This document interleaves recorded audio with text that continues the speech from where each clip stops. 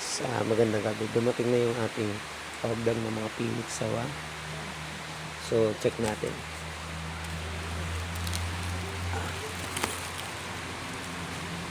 Pupunit yung ano. So sa tingin ko ito ay Thunder to. Thunder sawa. Thunder ba to? Okay, Thunder na ito. Diyan na dadali lang yung balik niya. Thunder siya. Thunder. Ito naman mga maliliit ay 200 grams. Regular, special. Ayan. Mga bagong tagintas yan.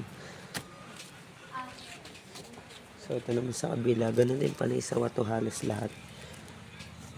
Ito naman ay yung 5S na sawa.